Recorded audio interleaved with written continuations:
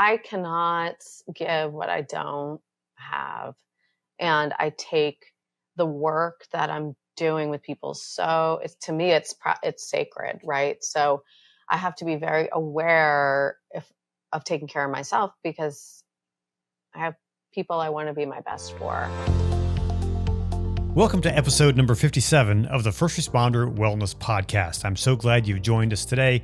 My name is Conrad Weaver, and I hope that you are doing well and thriving in your life. Hey, why is it so hard for first responders to be willing to get into therapy? And how do therapists take care of themselves when all they hear is other people's problems? Well, today I am honored to have Barbara Crump on the podcast. Barbara is a licensed professional counselor supervisor and a licensed marriage and family therapist in the state of Texas. She is also trained in accelerated resolution therapy, which we'll learn about, and she's trained in clinical incident stress management and first responder peer support. In this conversation, we talk a lot about the challenges of getting first responders into therapy and what it takes for a therapist to stay healthy. And we also talk about ketamine therapy and what it is and how it works. So stay tuned for this conversation with someone who's in the trenches working every day with first responders. Hey, if this show has helped you in any way, I would love to hear about it. So drop me a line on our YouTube channel or on Apple Podcasts or Spotify or wherever you listen from. Please drop me a line. And if you haven't already, please subscribe. That way you get this show in your inbox, in your feed every single week whenever they come out. So thank you so much for joining us. And if you could share it with your network, that would be fantastic as well. Thanks again for being here. Thanks for watching. Thanks for listening. And now here's my conversation with Barbara Crump. Well, Barbara, welcome to the First Responder Wellness Podcast. So glad you could join me today. Thank you. I'm excited to kind of talk about these topics and meet you personally, finally. Tell us a little bit about what you do. I was recommended to you by our mutual friend, Todd Jerry. And like I said, pre-recording, I said, when Todd recommends someone, I say yes. So tell us a little bit about what you do. So I'm an LPC supervisor, licensed professional counselor, supervisor in the state of Texas. I'm also a licensed marriage and family therapist. And as of, I think, 6 months ago or so, I'm also a ketamine-assisted psychotherapist. But I didn't start out in counseling or therapy, the therapy world. I started out in marketing, working for Dr. Pepper Corporate for a long time, about 12 years, and then decided to switch to counseling right after my husband decided to switch from marketing to becoming a firefighter paramedic. So we both switched careers after 30, which I don't necessarily recommend unless you're ready to start all over from the bottom again. And so I started at the Meyer Clinic, which is a freestanding mental health clinic in Texas. Dr. Meyer is kind of a legend in the field, and he's one of the last sort of waves of psychiatrists that were taught psychopharmacology. That were taught before psychopharmacology. So he learned both. And I studied under Dr. Meyer, who knew both therapeutic approaches as well as psychopharmacology, a PhD who had gotten his PhD way before I had ever dreamed of practicing, a psych nurse and a PsyD, and all of them had been in the field longer than I'd been alive at that point. I was about 35. But what I noticed was that they didn't have a trauma treatment approach. They were, working on and working with modalities that were still very effective, but weren't necessarily trauma focused, the way we understand trauma now. Mm-hmm. So I kind of dove into things like the body keeps the score and just trying to understand a little bit more about how to define trauma, what trauma does. And then it kind of took off from there. Mm-hmm. So in your practice, and you mentioned ketamine. I want to get into that in a little bit, but so is your focus on first responders or veterans? Is that kind of your focus today? Yeah. So I would say that most of my clients are first responders or veterans.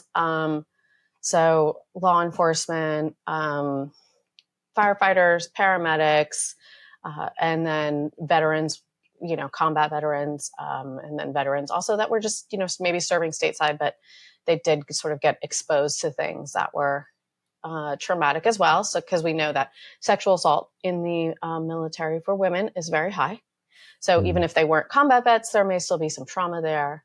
And yeah, those, I work with them. And then I also work with abuse survivors, childhood abuse survivors, addicts in recovery. And you may or may not be surprised how much first responders, addicts in recovery, and childhood abuse survivors kind of overlap sometimes. Sure. Yeah. I don't know if you know, but my previous documentary is called Heroin's Grip. Did a whole documentary film about the opioid crisis, and oh wow, spent a lot of time hanging out with people I never thought I'd hang out with, and it really changed my whole perspectives on addiction and those kind of processes. So I've seen that overlap between first responders and addiction, and then of course we know that the childhood average ACEs score for a first responder is a 7. Which is also the average age of the average score of an incarcerated person. So there's definitely some issues there. What are you seeing in your practice? How those average childhood scores are impacting first responders? Yeah, that's a good question. I did not know that about first responders and the ACEs. So that's really good information to have. I had kind of just sort of anecdotally picked up more on some of that. Like I kind of this is not I haven't done like a study or anything like that, but I kind of like to say anecdotally that my clients come in, it's like 33, 33, 33. So like 33% are coming in just for work events. 33% are coming in just for like some childhood trauma or some trauma that growing up that's like kind of coming out now. And then 33% are kind of doing both. So I think what I just first started to see was that as they were telling their stories, many of them maybe were victims or had, very traumatic or catastrophic things happen to them when they were young or their family. And then they had exposure to first responders and maybe they thought, even unconsciously, wow, that's something I want to be able to do, which is really, really admirable. And I love how some personalities can kind of transition into that. But it can also leave, if we haven't done the work to kind of clear some of that out, it can kind of leave some residual effects that can kind of catch up to them as they're doing the job. Yeah, because I like to say, we all bring ourselves to the table. Whatever work we're doing, we bring everything that's happened to us, all of our experiences, our knowledge, the things that we've learned, the things that we've experienced, we bring that to the table. And if there are things that we've covered up, that we haven't addressed, sooner or later, those things will appear. And so in your practice, how do you work through some of those things with your clients? I think different personalities, I tend to try to approach it differently, but just starting with education of what does, I'm asking them in the first session, especially even as we're going through their paperwork, I'm asking them questions they may think don't matter, or why are we talking about my dad and my grandfather and stuff like that. But in the first session, I'm really like gathering information. I like to ask about, okay, your parents, your grandparents, do you know anything about your great grandparents? And just kind of looking at family dynamics, because I am a marriage and family therapist as well. So I have like a real systems perspective of like people kind of come out of family systems, right? So I start to educate them.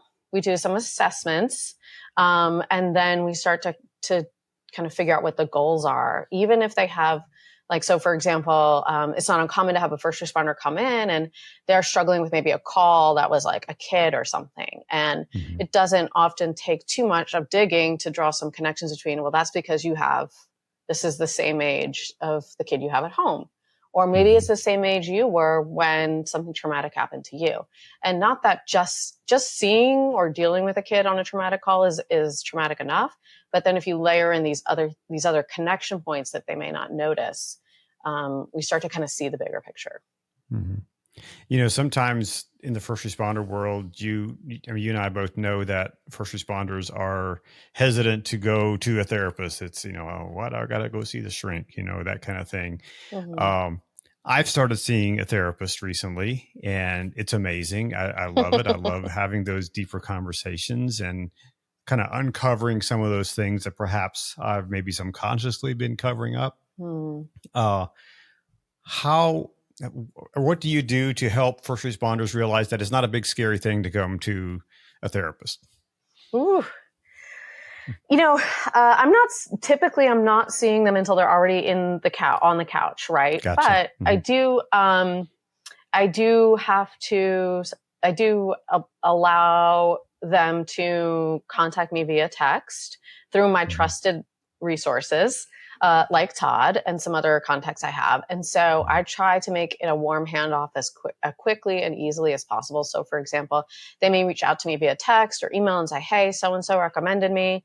And I'm going to do my best to get back to them very quickly, just one-on-one. So they're not dealing with like the front desk or intake or trying to like do things before they've even met me. I go ahead and grab them and help them through that process as much as possible so that it's pretty painless, and then that get them in as quickly as possible so that they don't lose their bravery before, if they have to wait like a week or something like that. So I do my best to try and capture them as quickly as possible, do a soft, like a warm handoff. And then when they get in, we'll just kind of feel it out. We're going to see where they're at. Mm-hmm. That's what I really have enjoyed about my process with the therapist that I'm seeing is just, we spent the first couple of sessions just kind of talking and just, he's learning more about me and learning more about my background.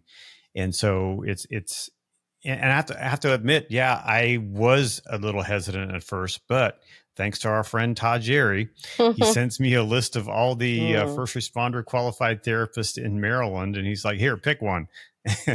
Nice. And I was just like, okay, Todd, yes, sir. I'm going. And, and I have to say that it was a great decision.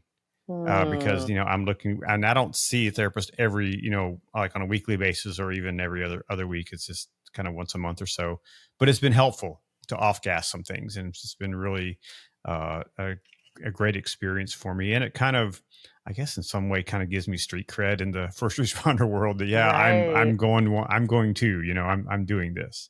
Right.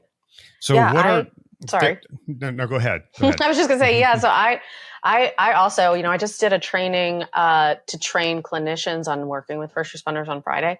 One of the things that is kind of my soapbox is that we have to be doing the work ourselves. And that doesn't mean we have to be in every week for decades and decades, but establish a relationship with somebody.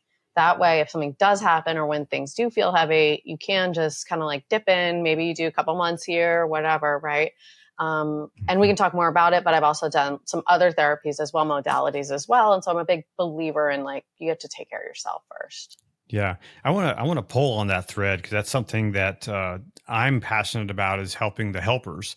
What do you do personally to take care of you? Because you're inundated with stuff, and that can be heavy. And even as I've experienced, there are people that I deeply care about, and I care about their well-being. But at a certain point, I have to be willing to let them make their own decisions and do their own thing because they have to take care of themselves. So where do you draw those lines? Yeah, so I have a therapist. I just got done with like many months of going every week because I needed to like work through some things that were coming up.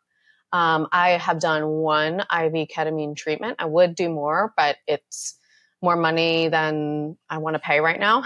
It's not covered by insurance, which we could talk a little bit about. But I also have been doing breath work, which I'm not sure if you're at all familiar with, but this idea of like, there's specific ways of breathing that can kind of unlock things, memories, feelings, emotions in our body. I'm a huge fan of that. That was a big win for me. And then I really, really protect my time as much as possible. I've learned the hard way to say no, even to things that seem amazing or are going to be really helpful. Luckily, seems to be a big or growing wave of clinicians in North Texas that I feel are competent.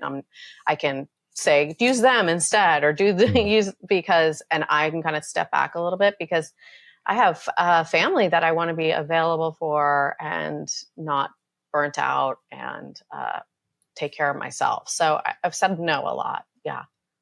Mm-hmm. I know in the past, I remember specifically when I was working on my film Heroine's Grip, and I was working with some people who were working in the recovery world, and they're in recovery themselves. And one of my friends, he was like, man, if I don't pick up the phone, if I turn my phone off, someone may die. That's And I thought to heavy. myself then, that's not healthy. Yeah. Yep. Yeah. I've had to have those moments myself. And then my husband is a firefighter paramedic, and he's on the peer support team for his department. And, we've both kind of had to have discussions with each other about, like, let's just put the phone away. We cannot be on call all the time. It's not healthy. Yeah. Mm-hmm. So how do you process that just as a human being, as a therapist, that there are people out there that come to you for help, but you're not always available? And how do you process that? That's a good question. I think it was harder when I was first starting to be like, okay, this is my role. But nowadays it's more of like, this is my role. This is my scope. I have learned I've learned the hard way to be very, thorough in my assessments, very clear in my direction to them. In other words, like, if you are feeling this is what you need to do, right? Just really going over things with them. There's specific things I ask and ways that I ask them that I'm listening for. And they can contact me. I tell them it's not good for emergencies, but they can contact me. It very rarely happens anymore. But I try to just remind myself, this is my scope. I've done everything I can to give them all the resources so that they are not depending just on me to help pull them out if they're in a bad place. But ultimately I think it's Todd. It could be someone else who says something like, maybe it's Dan with Chicago Fire, who says, like, you can't get to zero in terms of like, people's safety, and that there's no guarantee you're going to be able to save everybody, but you can work really hard to bring that number down. And that's kind of how I look at it. I can't get to zero, but I can work really hard to get the number down. So you mentioned ketamine a couple of times, and I know it's been in the news. It's been, both positive and negative. So what is it? What does it do? And what are the results? Ooh.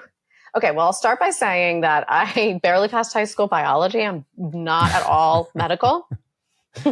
So please talk to your doctor about it, right? Please, absolutely, whatever, right? Disclaimer. Yep. Okay. Yep. So in general, though, right, like the psychopharmacology, the things that we've had on the market for so long and have been really helpful for people, really only address neurotransmitters, right? So serotonin, dopamine, neurotransmitters, right? So things in the bloodstream. So ketamine works differently in that I like to say there's kind of two phases to it. The first is if you're doing IV ketamine, it's a dissociative anesthetic. So there's going to be this, some people are calling it a psychedelic. I think that's a mislabel there, because you're not, colors aren't bleeding. You're not like imagining things. You're not seeing things that aren't there. But you will have this out of body sort of experience that kind of leads to this connection of all things, as much as cliche as it sounds, right? And we call that like the ketamine journey. So that's happening while it's like the IV is in your arm, right? Then as soon as it stops, you're going to come back pretty quickly, 10, 15 minutes, you're back, right? You're not tripping all day or anything like that. But then at that point, the brain, it starts off kind of like a domino effect in the brain that allows the brain to start messing with some of the things. And again, I'm not medical, messing with some of the things in the brain that are really important to neuroplasticity, which is like glutamate and GABA. So it's going to start off this chain reaction that's going to continue for possibly up to 2 weeks. That's going to create what we call brain fertilizer. And it's going to help the neural pathways that not grow new ones necessarily, but think of it as like a super highway, right? Maybe we all have negative thoughts, negative coping skills that are these super highways because we've been down them a million times. And we know that there's this little turn off over here. We can see it, but we don't take it because we're going 70 miles down the super highway. But this kind of like allows us to take that turn off a little bit easier and then to kind of grow that neural pathway. So we don't become new people, but we simply have a little bit more availability to do some of the healthy things we know we should do, want to do, and can do. We just don't do them. Mm-hmm. So you said you had one treatment. How did it affect you? Well, I did have a treatment, and so I went in. I had met with a ketamine assisted psychotherapist who had educated me on how it works, et cetera. And then they had encouraged me to set an intention for the ketamine journey. And I came up, and I again been in and out of therapy for a long time. Thought I've dealt with just about everything. What could I possibly know or learn? I set the intention though as forgiveness because I felt like there was a couple, 2, 3 people in my life that I was having a really hard time forgiving. And I just wanted to forgive them. Right. Mm-hmm. So the ketamine journey starts. The first 10 minutes, I'm still cognitively thinking about my forgiveness and who I'm going to forgive. And then I went on this journey that led me a little bit deeper to realize that I actually hold a lot of grudges. Like I'm holding grudges against like a bank teller from 20 years ago because she, whatever, right? And I'm carrying around a lot of anger, a lot of unforgiveness, a lot of petty grudges and things like that, a chip on my shoulder, right? So what I thought I was going in for was going to be to forgive these 2 or 3 people. And what I came out with was really this feeling, realization, and connection that I'm creating some of my own misery by holding all of this inside against people who have no clue, or it wasn't personal and it wasn't about me. So for me, the journey part was actually really powerful. So I highly encourage, if people can, that they explore the IV side of it. There's 2 other ways to do it as well. But the IV side, I think, allows a little bit more of that journey aspect of it. Mm-hmm. That's pretty fascinating in how that can really kind of open up your world to things that you haven't thought of before. Right. Yeah. And again, like I was like, oh, I've done it all. I've written the letters. I've gone through 12-step programs. I was like, what could I possibly gain, in terms of insight? But wow, it hit me pretty powerfully. And I only did it once. The recommended protocol is 5 to 6 times, as in pretty quick succession. If you can do 2 a week, that's great, whatever. So, I would love, I'm excited for clients who get to do the whole protocol because the insights are really incredible.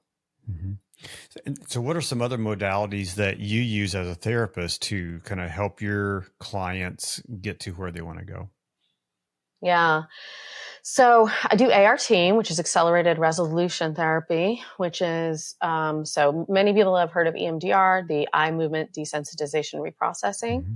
So ART uses the same mechanism. It's an eye movement therapy. So their eyes are going back and forth. The difference with EMDR and ART as they were sort of originally created is that ART is very directive. So whereas with EMDR, it's not uncommon for the practitioner to say, move the eyes and then ask the client, what are you noticing? What are you feeling? What are you thinking? Right? Like diving into sort of this less directive approach. But with ART, we're taking specific things and reprocessing them. So specific images, specific events. So it's very direct. I like to say it's kind of like going into the house and like finding that one junk drawer and emptying it instead of like opening all the drawers. Mm-hmm. And then I also do encourage them to look into somatic stuff. So I am not a somatic practitioner, so I can't do that with them, but I recommend them to go find and do some workshops with some of the practitioners that I love to help move their bodies, move the energy, move the trauma, and release some of it. Mm-hmm. And so what have you found that really works? I guess different things work for different people. Is that what you would say? Yep. Mm-hmm. Yeah. Yeah. the way I sort of try to introduce, so in the first session, I'm at least introducing these words to the client so that I'm not, we can start talking about it. Right. But with the ART, what I do is around the third session, I will say, I'll prepare them, but I'll say, okay, third session, we're probably going to do what I call an intro to ART or eye movement therapy. And it's only going to take 20 minutes. I explain first responders they need to know what's going to happen. So I tell them where they're going to sit. I tell them where I'm going to sit. I tell them exactly what to expect. I tell them they're not going to screw it up. I'm like, I give them all the information and I let them practice so that when we do, and then when we're done, I say something to the effect of, okay, now that we know how it works, let's look at what events or calls we want to reprocess with it. And I just have found personally when I do that process and not just throw them in the deep end, they're much more comfortable and able to process, and they like to know what to expect. And I'm happy to help them with that. Yeah. Have you heard of a process called the Trauma Resiliency Protocol? I've heard of it, but that's it. Yeah. So I actually had the privilege of going through it one time. In fact, Dan Jarvis, who is one of the practitioners and teachers of this, was at my house, and we were including his work with the documentary. And we sat at my kitchen table, and I said, yeah, I've been having these nightmares about something that happened a few years ago. And he said, do you want to fix that? I go, sure, why not? And 20 minutes later, we were done. And I have to say, I haven't had a nightmare since. It was amazing. That's incredible. Yeah. And, he's now on a roll, and you can listen to the podcast from a few episodes ago, but he's really working nationwide to bring this to, they're working on a study and a scientific study behind this to kind of really verify its I can't efficacy. Say it. It's that word. Yeah. So they're really, working to bring that to the table so that practitioners and therapists and psychologists, psychiatrists really understand this and can say, hey, yeah, this is something that actually works and people can use it. And you were like alert and everything. It wasn't. Yeah, absolutely. Absolutely. Wow. I'm in the moment. He just took me through a process and a series of different things. And it's kind of like what you're describing with ART, where it's a specific incident. You think about that, you process that specific, incident. And so it's really an amazing thing. So check it out sometime, and might be something you can add to your toolbox to bring healing and help for people. Is talk therapy still a thing? Okay. Is talk therapy still a thing? It is right now before AI takes over, and then I'm sure there's going to be AI therapists. But okay, so here's how. Right? Well, you may never know, right? If it's Zoom and they are good enough, Sure. So is talk therapy still a thing? Yes, absolutely. I think how do I look at it? I look at it like talk therapy for me now really is attachment work with a client. So there's some research that probably needs to be redone, but that indicates one of the most important factors to a client getting better in therapy is not the modality, but the relationship with the therapist. So what that tells me, to me, that sounds like attachment. So the classic attachments, right? Avoidant, anxious, avoidant, and secure. So talk therapy, sure. I love to help my clients sort of interrupt negative thoughts, psychoeducation, all that kind of things, validate emotions. But I try to think about talk therapy or traditional therapy as like what it really is being a secure, safe person who can handle whatever they're bringing. All their messiness, all their parts. I'm interested in internal family systems, which is an incredible modality. So I'm the secure place for their parts so that they can, even start looking at them. So yeah, it's still a thing. I think we just have to kind of keep remembering that there's a lot to learn about it. Mm-hmm. And so what would you say to someone who is perhaps a first responder and they know they probably should go see someone, but they're just not quite ready. That's okay. They'll do it when they're ready. I don't meet resistance with what's it called? Offense, right? Mm-hmm. So when I meet resistance, I try to just say, okay, well, it sounds like you're not ready, and that's okay. Not everyone's ready. When you are ready, some of the things that are good, I think that benefit even me when I go to my own therapist is that even if we're not doing anything big and messy, I'm at least have a place where I can say whatever I need to say with those 3 limits of confidentiality, right? But I can say whatever I need to say. I can be whoever I need to be. I can show up however I need to show up, and someone can take care of me for 45 minutes to an hour. So if that sounds like something you want to do, then you can kind of get started and take it from there. Mm-hmm. So kind of to add on that question, what if someone says, yeah, I'm ready, but some of that stuff sounds kind of woo-woo? Well, sometimes woo-woo works, but decide for yourself, right? Like, okay, yeah, it is kind of woo-woo. Sometimes the things we do, sometimes they're not, but definitely talk to your therapist about that. Tell them that, right? Like say, hey, go in with the skepticism or whatever your concerns are and share them. Don't hold back. The way to get the most out of counseling or therapy is to just be as clear and direct and honest as possible with your therapist. Because you don't have to worry about their feelings, or you shouldn't have to worry about their feelings. You don't have to take care of them, and they're not judging you. So if you want to go in and be like, I think this is all BS, like, okay, say it. Like, let's just put all the cards out on the table. So, but you never know what's going to work and what might help. So, So how has your practice been influenced, affected, impacted by the work your husband does? I think it all started because of the work my husband does. I was interested when I first was kind of going into the field. My interest was survivors of childhood abuse and addicts in recovery. And then as my own family started needing help, I started just not seeing the kind of providers or the kind of clear-cut turnkey things that I would have wanted to send a family member to. And so I started to just try to put something together.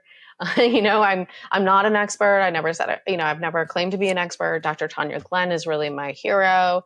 Roger Solomon, Cindy Doyle, other people like legends, right? But I just started to try to piece things together because thinking about my own family members, what would be good for them? What would I need for them? What would I want them to receive? So I think it influenced just about a lot of it. So as we wrap up here, let's think about that first responder who's out there, perhaps they've been in it for a minute and they're going through some stuff. What's one thing they can do to start back on the journey to wellness? It's one thing the first responder can do. Well, of course, I am partial to a good culturally competent counselor. But if they're not going to do that, they can, or they're not ready for that, just look for their peer support person. Maybe there's a peer support. That's such a big, there's so much of that now. So look for your peer support person, start reaching out. Here's the thing. You don't have to do it by yourself. That's when most people kind of get in the weeds, get stuck, is when they're trying to figure it out by themselves. And there's no reason to have to do that. There's so many resources out there, whether you want a counselor, peer support, whether you want to listen to this podcast and start feeling connected to other people and ways to get out of it. And encourage all the first responders to get a blood panel done. They usually have a number of things that could be off, including cortisol or vitamin D. Get a blood panel done, start working on your sleep. I don't know a first responder who doesn't have sleep apnea. So start taking care of, if you're not ready to go in and whatever, talk to somebody and sit on a couch, at least start doing some of the physiological things in order to start giving your brain a chance to heal. Awesome. So final question, what are you going to do this weekend to take care of you? Ooh, okay. That's such a good question. Well, we're meeting friends on Saturday night. So we're going to do that for dinner to celebrate my husband's birthday. I am sure on Sunday I'm going to not leave the house and I'm going to I'll probably make like some sort of fall something or other to like enjoy the season, put on some football and just kind of mess around the house and listen to music and just really kind of pour into myself and try to keep any kind of unnecessary contact with people outside of my house down to a minimum. Yeah, that's so important. In fact, my wife is a school administrator, and we've kind of come up with a decision that Saturdays is her total disconnect day. She doesn't take any text message. I mean, she's a principal, so she can often get text messages and stuff from staff and whatever. So we decided that Saturday's that day for her. And because Sundays, they're getting ready for Monday and Monday's coming and comes early. And so Saturday, no emails, no text messages, no communication with anyone from school. And so it's just our time. And so that's, it's been a challenge to do that, to put it all aside. Yeah. People still want to reach out and kind of worry what's happening. Yeah. But I think it's so important to take that time for yourself. Yeah, I cannot give what I don't have. And I take the work that I'm doing with people. So to me, it's sacred, right? So I have to be very aware of taking care of myself because I have people I want to be my best for, including my family. So, wow. Yeah. Yeah. And I think that's important for the first responder too, to, they can't serve their community and be at their best if they're not taking care of themselves first. Yeah. Yeah. I agree with that. And the thing that I love so admirable about so many first responders is they really do care about people. They want to be their best. They want to be able to show up and do no harm and help. So taking care of themselves is such a good way to remind them that's part of how they serve. Yeah. So finally, are there any resources, any books, anything that you would recommend? Yeah. So Dr. Huberman has a good podcast on ketamine-assisted therapy. Of course, I have all of Dr. Tanya Glenn's books. I'm reading No Bad Parts, which is based on the internal family system modality, which I recommend to my clients to listen to or read. It's incredibly powerful. And I love listening to Cindy Doyle's podcast. It's called Code for Couples. And there's like over 100 episodes, and I highly recommend it to people. It has everything from what to do after a traumatic incident to my husband snoring and he won't go wear a CPAP. So I love all of those. Yeah. Awesome. If you wouldn't mind sending me a couple of links just in an email so that I can then share them in the show notes, then that'd be fantastic. So yeah, absolutely. Well, Barbara, thank you so much for coming on the program today. Thanks for the work that you're doing and for encouraging people to go see a therapist. It's amazing. Yeah, it feels good, right? But thank you for the work that you do as well to raise so much awareness. And I can't imagine it's easy to get people to talk about this topic or to share it. And so I really appreciate the work that you're doing too. So thank you so much. Absolutely. Thanks, Barbara, for being on the show today. And if you want to learn more about the counseling center that Barbara works at, I've put a link in the show notes. So please go and check out their work. And thank you for listening to or watching the show. I really appreciate it. And just a reminder that I'm here every Wednesday with a brand new podcast episode. So be sure to tune in next week. And please remember, you are not alone. And if you need someone to talk to and don't know where you can turn, you can dial 988 for help. Until next time, be well, take care of yourself and those around you, and go out and do something great in the world.